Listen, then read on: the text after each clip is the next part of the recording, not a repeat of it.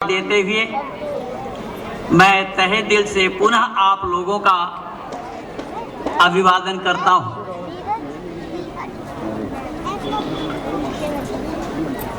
मैं आप लोगों से यह विनती कर दूं,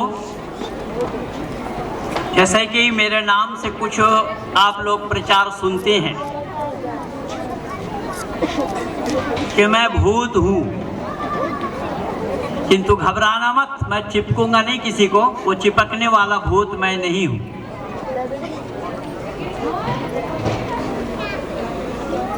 थोड़ी सी दया करें मेरे को।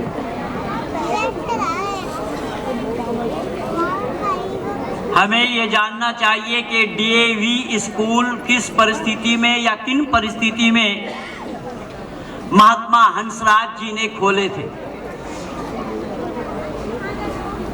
दयानंद एंग्लो विद्यालय के जन्मदाता या संस्थापक महात्मा हंसराज जी थे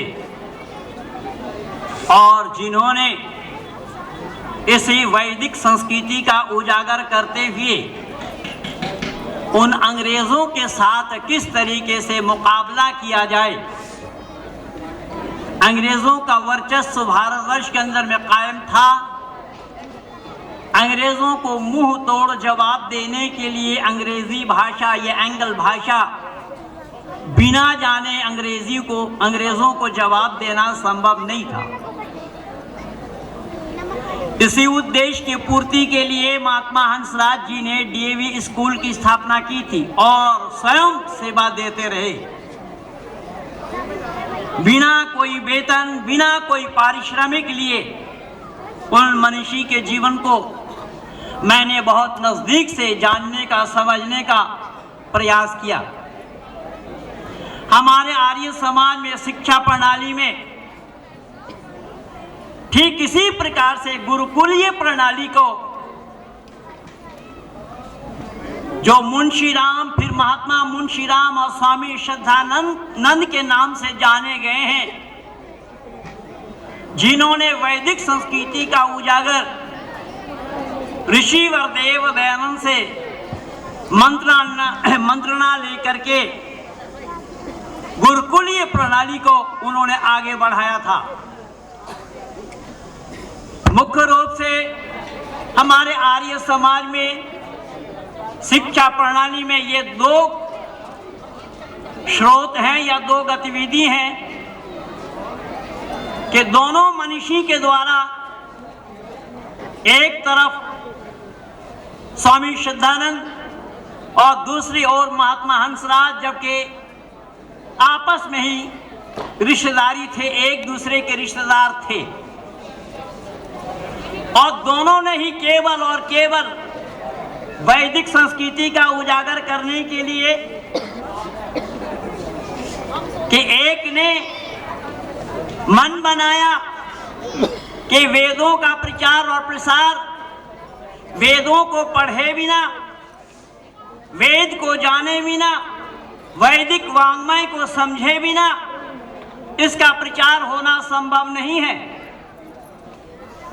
क्योंकि वेद मुकद्दस में परमपिता परमात्मा का उनके संतानों के लिए उपदेश है, कृण्वन्तु विश्वम आर्यम, विश्व को आर्य बनाओ। विश्व को आर्य बनाने की बात परमपिता परमात्मा ने वेद के ही माध्यम से दुनिया वालों को दिया और बतलाया। अब सवाल यह आएगा कि विश्व को आर्य बनाओ का तात्पर्य क्या है? विश्व को आर्य बनाओ का मतलब यह है श्रेष्ठ बनाओ। तो भाई, जब विश्व को श्रेष्ठ बनाओ तो विश्व में कौन ऐसे लोग हैं जो निकृष्ट बन करके रहना चाहते हैं? फौरन ये सवाल आना स्वाभाविक होगा। तो जब मैं अपने आप ही सवाल उठाया हूं, समाधान में अपने आप ही दे रहा हूं कि विश्व में निकृष्ट तो रहना कोई नहीं चाहता, किंतु लोगों ने सच्चाई को, सत्यता को जानने का प्रयास ही नहीं किया। तो जिन्होंने सत्य को नहीं जाना वो अपने आप ही निकृष्ट बन गए या बनते चले गए। यही कारण है कि वेद में दो प्रकार का उपदेश है, एक उपदेशात्मक है और दूसरा निषेधात्मक है। तो जो उपदेशात्मक परमपिता परमात्मा का उपदेश है, उसी को या उनको दुनिया वालों ने अपने जीवन में उतारने का प्रयास नहीं किया।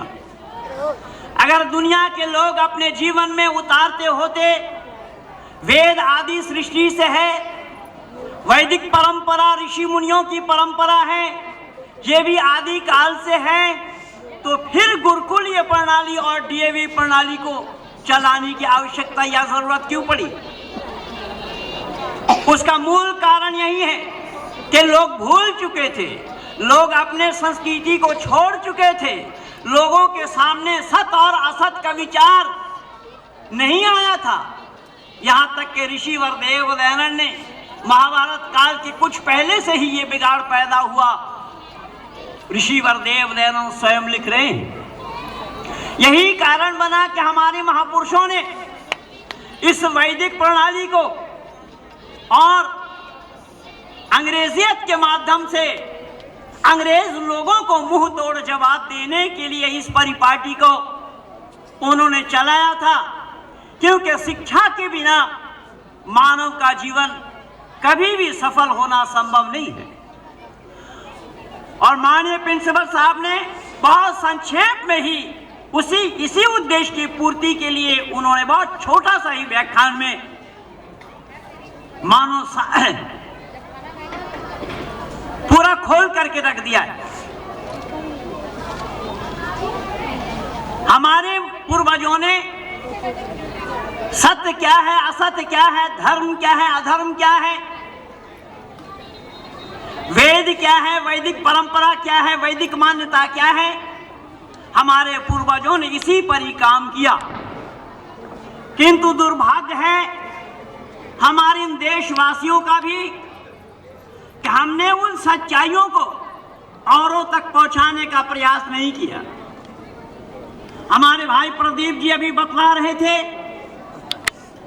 कि लोगों के पास हो सकता है कुछ और हो, लेकिन आर्य समाज के पास जो विचार है वो औरों के पास नहीं है। ये बिल्कुल ठीक बात है, सच बात है, बिल्कुल सही बात है। लेकिन आर्य समाज के पास विचार रहने से होता क्या है? जब हम अपने विचारों को औरों तक नहीं पहुंचाएंगे, जब हम अपने विचारों को औरों तक नहीं ले जाएंगे, तो विचार तो धरा के धरा रह जाएगा।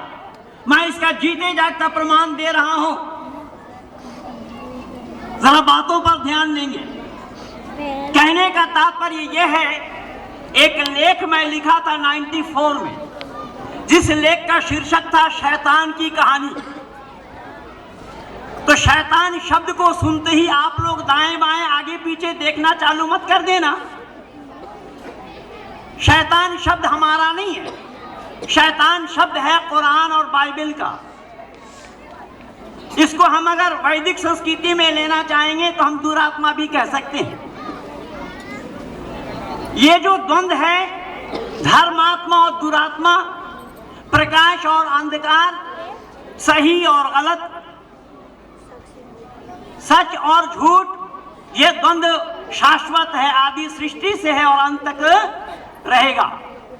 उदाहरण के रूप में एक धर्मात्मा कहीं धर्म उपदेश के लिए चले जा रहे थे और धर्मात्मा का काम है दुनिया वालों को सचेत करना के दुरात्मा के प्रभाव में, दुरात्मा के चंगुल में ना फंसे, दुरात्मा से बचाना ये धर्मात्मा का काम है।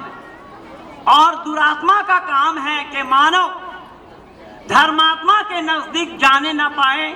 हम अपने आगोश में लेकर धर्म से या धार्मिक बातों से उन्हें, मानव समाज को अलग रखें। फिर दोबारा समझिएगा कि धर्मात्मा का काम है मानव मात्र को सचेत करना, दुरात्मा के चंगुल में ना फंस जाए, और दुरात्मा का काम है धर्मात्मा के नजदीक आने ना पाए। अब धर्मात्मा उपदेश देने के लिए चले जा रहे थे, पैदल का रास्ता था। उन्होंने एक आवाज सुनी कि किसी ने कहा धर्मात्मा मुझे बचा लो। अब आगे जाने के बजाय वो पीछे हटने लगे। तो पीछे हट करके उन्होंने क्या देखा कि एक आदमी पूरा लहूलुहान अवस्था में, क्षत-विक्षत अवस्था में सड़क के किनारे पड़ा है। उसे देखकर धर्मात्मा घबरा गए कि कोई चोर डाकू दस्यु होगा, इसको मारना चाहा लोगों ने, मरा नहीं, कहीं मैं इसके नजदीक चला जाऊं, ये मर जाए कि ये आरोप मेरे ऊपर ना आ जाए। ये सोचकर उसे छोड़कर जाने लगे। लेकिन वो आदमी जो लहूलुहान अवस्था में पड़ा था, उसने कहा कि धर्मात्मा मुझे बचा लो, मैं तुम्हारा छोटा भाई हूं। धर्मात्मा ने कहा कि भाई मेरा कोई छोटा भाई नहीं, तू कैसा मुझे जानता है? धर्मात्मा कह के पुकारा है। बोले ये जो माजरा है वो मैं बाद में बताऊंगा, पर मुझे बचाओ। धर्मात्मा ने कहा मैं बचाऊंगा तब जब तू अपनी असलियत को बताएगा, तू है कौन? उसने बोला मैं हूं शैतान। धर्मात्मा शैतान शब्द को सुनते ही ला हौला वला कुव्वता इल्ला बिल्लाहिल अलील अज़ीम कहकर पीछे हटने लगा। अरे मैं तो अल्लाह से भी पनाह मांगता हूं कि अल्लाह मैं शैतान के चंगुल में न फंसूं। दुनिया वालों को भी शैतान के चंगुल में फंसने के लिए मैं रोकता हूं, मना करता हूं, और उसी शैतान को मैं बचाऊं, ये कैसा हो सकेगा? धर्मात्मा उसे छोड़कर आगे जाने लगे। फिर उस शैतान ने कहा, दुरात्मा ने कहा कि धर्मात्मा मैं तुम्हें सही बता रहा हूं कि मैं तुम्हारा छोटा भाई हूं, मुझे बचा लो, कहीं मैं मर गया तो तुम भी मर जाओगे। धर्मात्मा में कौतूहल पैदा हुआ, इनसे रहा नहीं गया। इन्होंने जाकर के पूछा कि भाई आखिर तू ये बता कि तेरे मरने से मैं क्यों मरूं? बोले भाई तुम तो मेरे नाम को भुजा कर ही खा रहे हो, मेरे नाम से ही तुम अपना पेट पाल रहे हो। तुम दुनिया वालों को हमारे चंगुल में फंसने के लिए मना करते हो, और मैं वही हूं शैतान, मैं वही हूं दुरात्मा। अगर मैं ही मर गया तो तुम अपनी दुकान कहां चलाओगे? कहने का तात्पर्य मेरा यह है कि ये जो द्वंद्व है ये हमेशा हमेशा के लिए है और हमेशा हमेशा के लिए रहेगा, लेकिन इसमें अंतर आ सकता है। अंतर कैसे आएगा? अंतर इस प्रकार से आना संभव होगा कि धर्मात्मा अपनी प्रचार प्रसार में वृद्धि करे तो दुरात्मा के प्रचार प्रसार में कमी आएगी या नहीं? बंधुओं जरा जल्दी सर से सर मिलाकर बताना।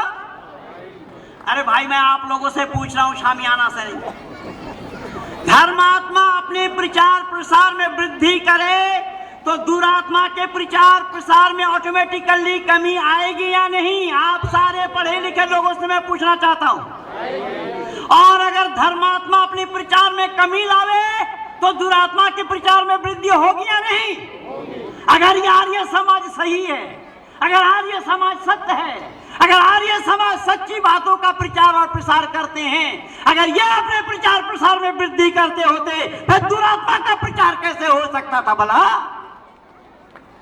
आज दुरात्मा के चंगुल में दुनिया के लोग फंसे पड़े हैं। मैं 30 साल से प्रचार कर रहा हूं आर्य समाज का। मैं सार्वजनिक सभा का 11 वर्ष तक प्रचारक रहा स्वामी आनंद बोध जी के काल में। मैं 30 वर्षों से मैं देख रहा हूं, जान रहा हूं, समझ रहा हूं कि सही अर्थों में अगर धर्मात्मा अपने प्रचार प्रसार में वृद्धि करते होते तो दुरात्माओं का यह प्रचार निरंतर ऐसा बढ़ता नहीं। हमने सही तरीके से अपने जिम्मेदारी का निर्वहन नहीं किया, हमने जिम्मेदारी को नहीं निभाया, वरना आज दुनिया में सभी लोग ईसाइयत को, इस्लाम को, जैनी को, बौद्धि को, ये जितने भी हैं इसको धर्म कह रहे हैं। अरे धर्म तो विश्व के आंगन में मनुष्य मात्र के लिए एक है, दूसरा कोई धर्म मनुष्य मात्र के लिए होना संभव ही नहीं है। धर्म क्या है उसको दुनिया ने जाना ही नहीं। मैं दूरदर्शन में ये जितने चैनल वाले हैं, सभी चैनल वालों का प्रचार ये है कि सभी धर्मों का आदर करना चाहिए। उन सब चैनल वालों को मैंने चुनौती दी हुई है, अरे भाई धर्म का आदर तो हम तब करेंगे जब हमें धर्म बता दोगे, पर धर्म है क्या वो बताओ तो सही। धर्म क्या है इसको जानने के लिए वेद के सिवा दुनिया में कोई रास्ता ही नहीं है। बंधुओं याद रखना, ये आर्य समाज का कहना नहीं, अपितु यह परमपिता परमात्मा का ही उपदेश है। कैसा है, मैं इसका प्रमाण देकर के समय के अंतर्गत वाली को विराम को ले जाऊंगा। और इसके ऊपर मेरी लिखी हुई पुस्तक अभी 3 नवंबर को इस पुस्तक का विमोचन हुआ। धर्म और मजहब में भेद क्या है? अकल पर दखल न देने वाले धर्म और मजहब के भेद को नहीं जान सकते। मेरी 4 पुस्तकें यहाँ पर हैं जो वर्तमान भारतवर्ष के अंदर में उन परिस्थितियों पर मैं उन पुस्तक को लिखा। पहली पुस्तक का नाम है मस्जिद से यशाला की ओर, क्योंकि मेरे नाम से भूत सुनते रहे ना आप लोग, इसीलिए पहले पुस्तक का नाम है मस्जिद से यशाला की ओर। दूसरी पुस्तक मेरी है ईश्वर और अल्लाह में भेद क्या है। हमें 5 लोगों ने ही पढ़ाया, जो ईश्वर है वही अल्लाह है। खबरदार, सावधान हो जाना, जो ईश्वर है वो अल्लाह नहीं है। ईश्वर और अल्लाह दोनों को एक मानना पागलपन है, जैसा ये गुरमीत राम रहीम सिंह कर रहा है।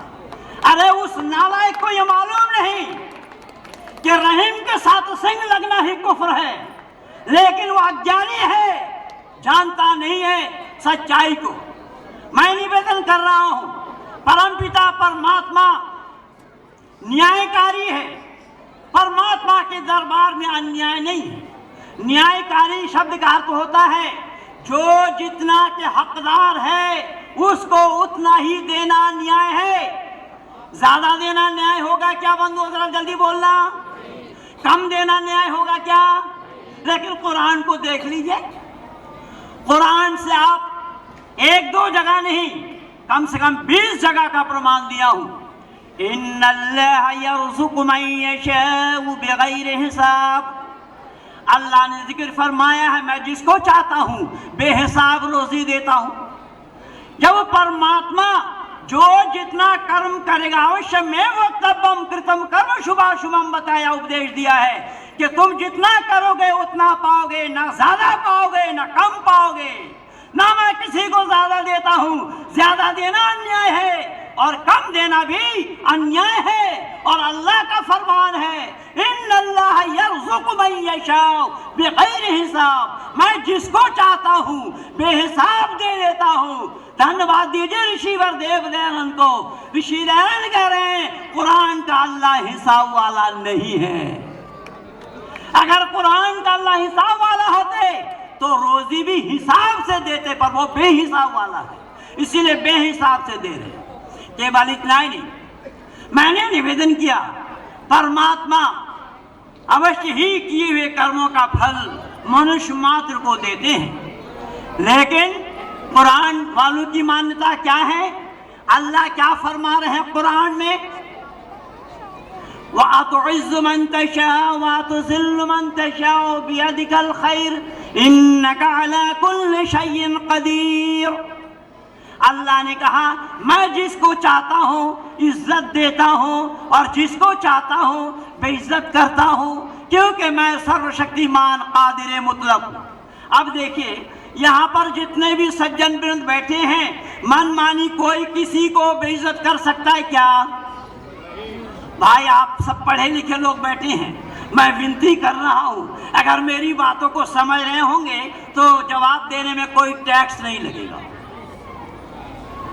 कहने का उद्देश्य मेरा यह है कि किसी को बेइज्जत करना खामखा एक साधारण इंसान के लिए भी संभव नहीं है, और किसी को इज्जत देना वो भी संभव नहीं है। जो कोई इज्जत वाला काम ना करे उसका इज्जत पाना संभव नहीं है, और जो बेइज्जती वाला काम ना करे उसको बेइज्जत होना भी संभव नहीं है। लेकिन यहाँ अल्लाह स्वयं कर रहे हैं, वअतुइज़्ज़ु मन तशाअ वअतुज़िल्लु मन तशाअ बियदिकल खैर इन्नका अला कुल्लि शैइन कदीर।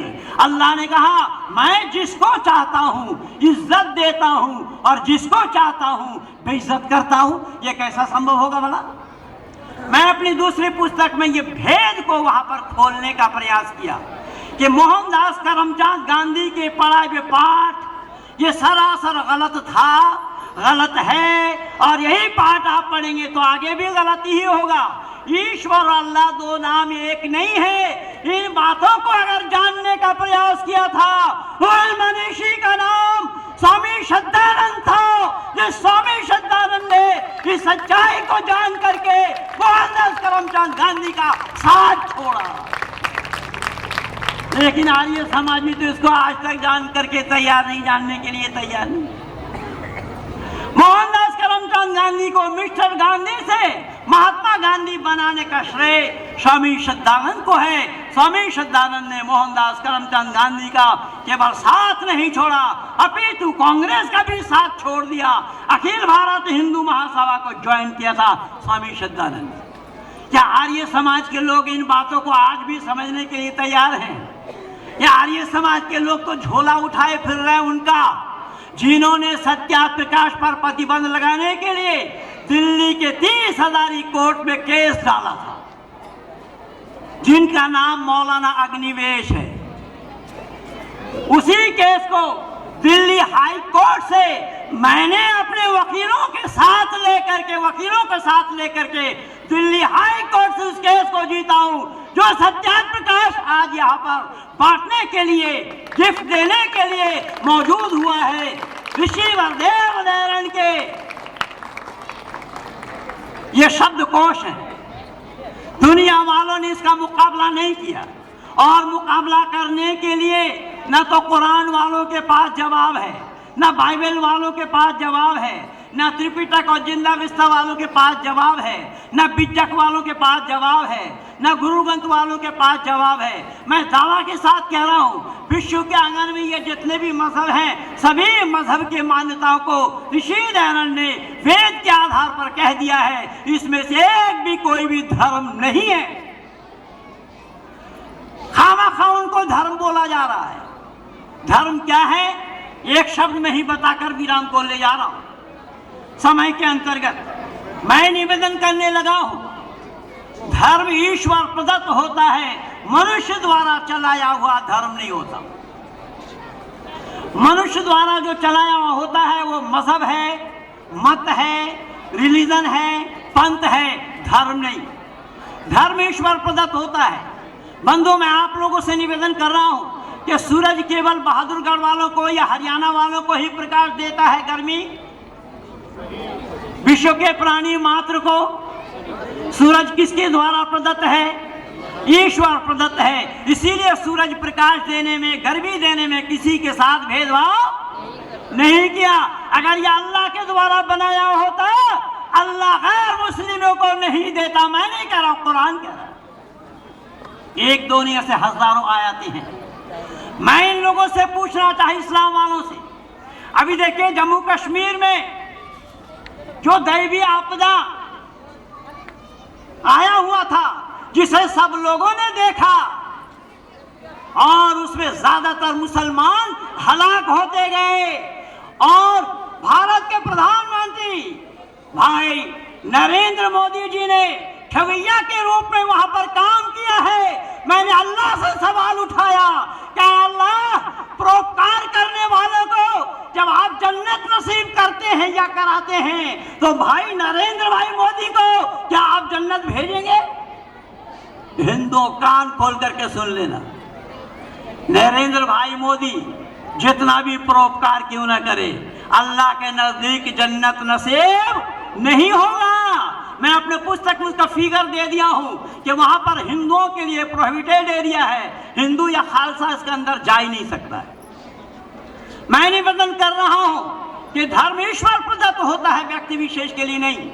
धर्म में अंधविश्वास की कोई गुंजाइश नहीं है। ये कल वाला आर्टिकल मेरा है, जो इंटरनेट पे इस्तेमाल करते हैं, वहां पर आप देख लेंगे।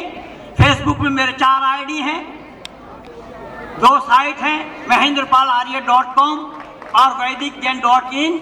उन दोनों जगह भी आप पा जाएंगे। आप youtube.com में जाकर चैनल महेंद्रपाल आर्य लिखेंगे तो वहां भी पा जाएंगे। धर्म में अंधविश्वास की कोई गुंजाइश नहीं है, लेकिन मत मतांतर में अंधविश्वास की गुंजाइश है। जैसा उदाहरण के रूप में इस्लाम वालों की मान्यता है कि हजरत मोहम्मद साहब ने उंगली के इशारा से चांद को 2 टुकड़ा किया। अरे भाई, चांद ईश्वर अधीन है, उस ईश्वर अधीन चांद को कोई दो टुकड़ा करे तो ये कैसे संभव होगा? अगर अरब वालों को खुश करने के लिए, संतुष्ट करने के लिए चांद दो टुकड़ा हो जावे तो बतलाइए दुनिया में उथल पुथल मचेगी या नहीं? ये विज्ञान विरुद्ध है, मानवता विरुद्ध है, सृष्टि नियम विरुद्ध है। ठीक इसी प्रकार से नहला पर दहला चलाया लोगों ने क्या कहा? बाल समय रवि भक्त लियो तीनों लोग हो अंधियारो, कि सुबह सवेरे उठ करके सुबह सूरज को निकल गए हनुमान जी और तीनों लोग अंधेरा हो गया। ये कभी भी संभव नहीं है। बाइबल वालों की मान्यता है, उत्पत्ति विषय को देख लीजिएगा कि अल्लाह का आत्मा मंडरा रहा था। मैं उन बाइबल वालों से जो मेरा डिबेट हुआ है, अभी 50 करोड़ अमेरिकन डॉलर मेरे लिए ऑफर आया है। ये बाइबल सोसाइटी वालों ने ऑफर दिया हुआ है मुझे। ये परसों 9 तारीख की बात है, उसका सारा रिकॉर्डिंग मैं कर लिया हूँ। वो भी आपके फेसबुक में आप पा जाएंगे, यूट्यूब में भी पा जाएंगे, मैं सब लगा रखा हूँ। मैंने उन बाइबल वालों से पूछा कि जब सृष्टि बनाने से पहले कोई वस्तु थी ही नहीं तो उस मंडराते हुई अल्लाह की आत्मा को देखा किसने भाई? अब अल्लाह की मंडराती हुई आत्मा को किसी ने नहीं देखा, पर लिखने के लिए लिख दिया। इसीलिए फिर मैं निवेदन कर रहा हूं, धर्म मनुष्य मात्र के लिए होता है और वो एक होता है। मनुष्य मात्र के लिए धर्म अलग अलग नहीं हुआ करता। जैसा सूरज का मैं उदाहरण दिया हूं। समय बहुत कम है और बोलना बहुत कुछ ज्यादा है, इसीलिए जब एक मित्र दूसरे मित्र को पत्र लिखते हैं उसके अंतिम में वो यही लिखते हैं कि लिखा बहुत कम किंतु ज्यादा समझना। तो ठीक समय के अंतर्गत मैं भी उन्हीं बातों का अंजाम दे करके वाणी को विराम को ले जा रहा हूं कि आज धरती पर अगर आवश्यकता है, इस वेद प्रचार की आवश्यकता है, ऋषि के विचारधारा को जन जन तक पहुंचाने की आवश्यकता है, वैदिक परंपरा को आगे तक पहुंचाने की आवश्यकता है। यही कारण बना कि 15,000 से ज्यादा मुसलमानों को इन 30 वर्षों में मैं वैदिक धर्मी बना चुका हूं। 600 हिंदू लड़कियां जो हमारी घर की बेटियां लव जिहाद के शिकार बन चुकी थी, उन बेटियों को मैं वापस लाया हूं। ऐसे कई मुस्लिम परिवार के लड़कियों को घर वापसी करके उनका विवाह संस्कार मैं कराया हूं। ये केवल और केवल ऋषि वरदेव देवन का ही मंत्र है। इस मंत्र को कोई जीत नहीं पाया। मैं उन बाइबल सोसाइटी वालों को ये बता दिया हूं कि मुझे ईसाई बनाने वाला कौन है, जरा सामने खड़ा कर। इसीलिए अंतिम शब्द मेरे ये हैं कि वफा के राह में क्या क्या रंग हम गुजरे, जिधर से कोई न गुजरा उधर से दयानंद अकेले गुजरे। इन्हीं शब्दों के साथ वाणी को विराम दे रहा हूं। आप सब लोगों का बहुत बहुत धन्यवाद।